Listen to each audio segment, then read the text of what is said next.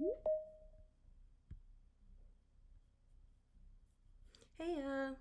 Hi. I'm good, thank you. How are you? Yeah, very well, very well. Are you okay to start then? Yeah. Yeah. So hi, I'm Susanna Lawson. I'm CEO and co-founder of OneFile. OneFile is an educational software platform, and we're based in the centre of Manchester. We've been going for 16 years, and I started the business because I saw huge inefficiencies in the way that apprenticeships and vocational training was being delivered on paper, and I just thought technology could solve all those problems.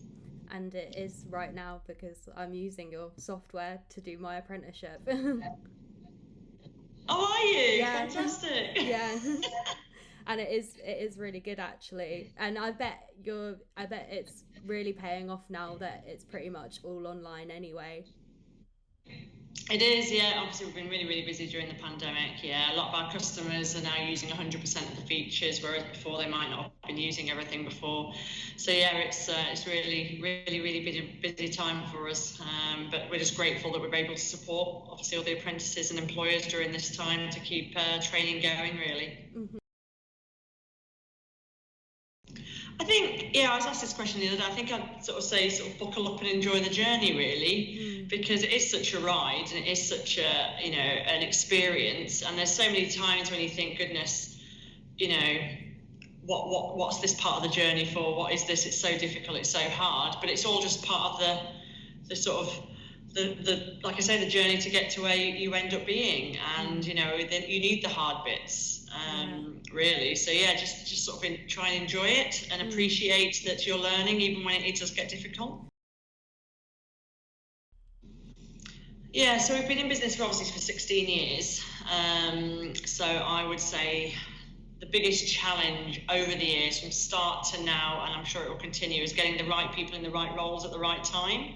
Mm. And obviously, when you start up a business, the kind of experience, the kind of support you need is different to when you've sort of, you've scaled up and you've got a larger business and you need more expertise coming in specific areas. So you might need expertise in marketing, or you might need expertise in sales or technology.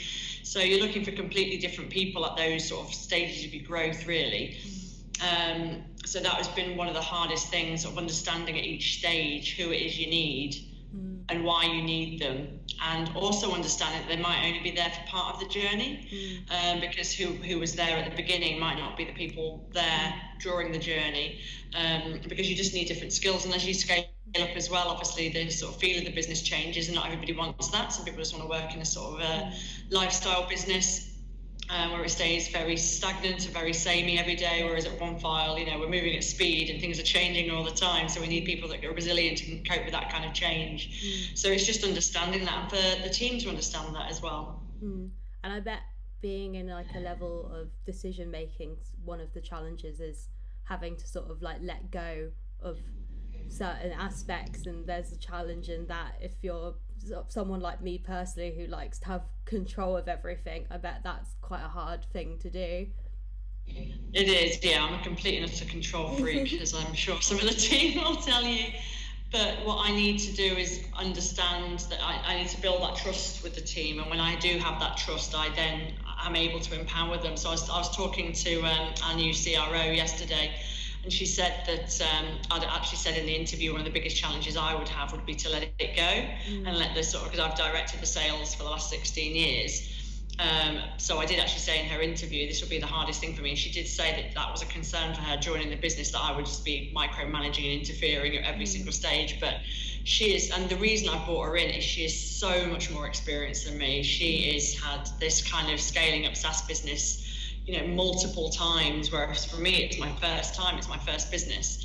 Mm. So I brought her in to do that role for me and to transform the business in sales. And she's only been here sort of 4 months, and she's already doing that already. 3 4 months she's doing that already. So I need to trust, if that's what I've brought her in for, I need to trust her and leave her to it, Yeah. because if I do start interfering, she knows what she's doing.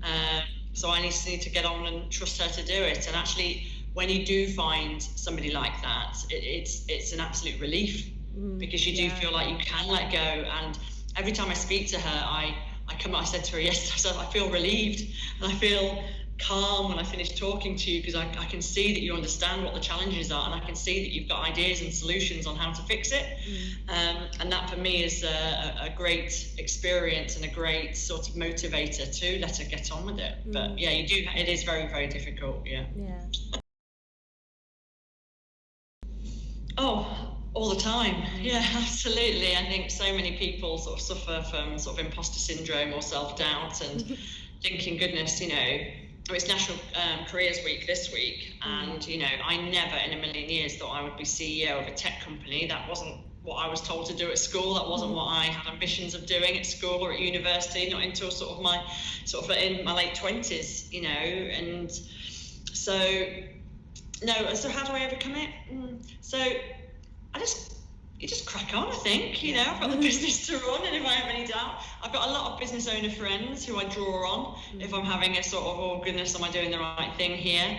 And I'll talk to them about how they've done things, what have they done, have they tried something? But no, I think, you get to positions and you think, goodness, I'm going to get found out. I shouldn't really be here. I'm a bit of a, like they say, an imposter in this situation. But actually, I have to remember that I have done really, really well. I have grown a multi-million-pound business that's incredibly successful. And I just need to remember that I have done that. And I've learned on the way, and I'm still learning. And, if I don't know something, I can find it out. I think it's reassuring to hear that that's like at every level, because I've experienced that at like every point in my life. Like getting into university, I was like, oh, I don't know how I got into university. I've only got 2 A levels. I don't deserve to be here. And then graduating with like a 2-1, I was like, no, they must have got something wrong there. Like I'm not. I don't even feel like I'm old enough to be a graduate. And then like even getting like my job now, I'm like, and looking at where other people are, I'm like, does everyone else feel like this? Like, so they do. A lot of people do. Yeah, and you've just got to understand that as well. Sometimes I think everyone's winging it to some extent. So you just got to remember that. But you've just got to have belief in yourself, and if you're really, really not sure, just ask for help. There's so many. I think that's something that I've really learned. There's so many people out there that are willing to help.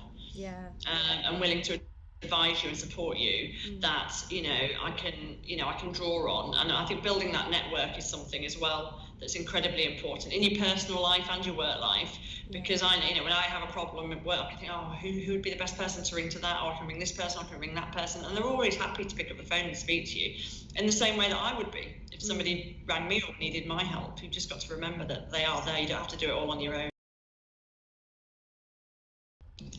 So, there's 2 sort of arms there. You've got the education arm. I think having more role models in schools, especially in the STEM subjects, if we're talking particularly about the girls.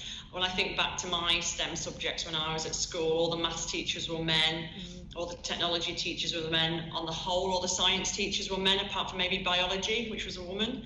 And, as a young girl growing up, if you can't see other women in those roles, how can you see yourself in those roles? And I think it's incredibly important. And careers guidance as well is incredibly essential education.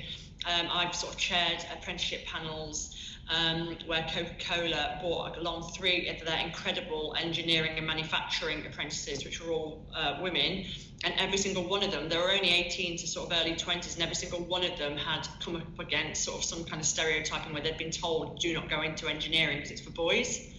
And it's not a long time, this was only a couple of years ago for them, but when they're getting that from schools, from families, and that is absolutely not acceptable. From a business point of view, you just have to be very, very aware. So you have to look at your look at your diversity of your team.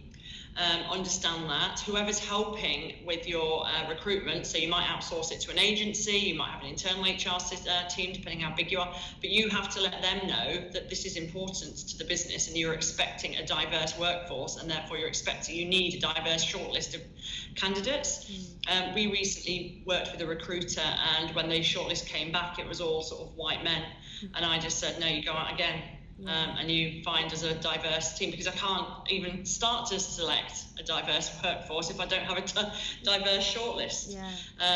So you just have to be open to challenge and questioning and looking around and seeing what you've got. and also sort of where are you advertising, how are you advertising it? You know, if you're able to offer flexible working hours, that is going to attract more women.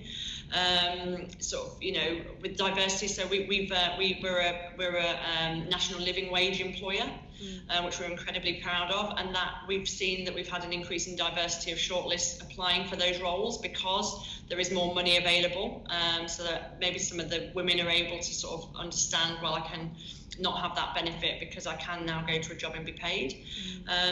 So there's lots of different ways that people, but you have to be proactive in your thought. It's not just going to happen naturally, unfortunately. You do have to think about these things and think, how can I do things differently? If it's not diverse enough, then how can you recruit? What is your processes? How can you do it in a different manner to attract the team that you want? I think sometimes as well you're like not even aware of your own biases just because of the society we live in, so it's important to just check yourself, sort of check your own thoughts and like why you think, oh, why would this person be good for this role? Is it because they actually have the skills, or is it just because I have a preconceived notion that this is the type of person for this role? Yeah, and absolutely, you do have to challenge, because if you don't sort of attract those sort of unconscious biases, you do end up with a team that looks exactly like you, and then you don't have the diversity of thought, and that's what's great about our board. We're all different and we all have different thoughts. So we have people that are sort of very detailed focused, people that are very sort of blue sky focused, people that will just think completely differently to each other. So then we're able to challenge, because if we were all detailed people, we might not be entrepreneurial enough. If we're all too entrepreneurial and risk taking, we wouldn't have somebody pulling us back and going, well, let's think about the detail here. What is the outcome of that? So it is incredibly important to have different people with different points of view. There's no point surrounding yourself with people like you, because all you get is a load of people agreeing with what you're saying. And like I said earlier, you're not always right. So my hopes for women in business are ultimately that it will be equal. You know, we won't have this big sort of gender divide. So in apprenticeships, for example, it's almost 50-50 equal split in apprenticeships, which sounds great. But then if you look at the actual split into sectors, the majority of the women are in the hairdressing, care, childcare, level 2, level 3, and the men are going into the IT, the engineering, the constructions, the much higher paid, the higher level jobs. So although it looks like there's an equal split, there's not within the sectors and the levels. So, you know, ultimately you just want to see a levelling up. The equaling of the gender pay gap, you know, two people doing the same roles, getting paid the same amount fairly. And I suppose ideally, you would ultimately not need something like, you know, sort of International Women's Day, because the only reason we need it is because there is not sort of a parity, and it's not equal, unfortunately. So, you know, ultimately, if we didn't have this day, then that would hopefully be a signal that everything was well and everything was equal. Every day should just be International Everyone Day. every International Person's Day, exactly.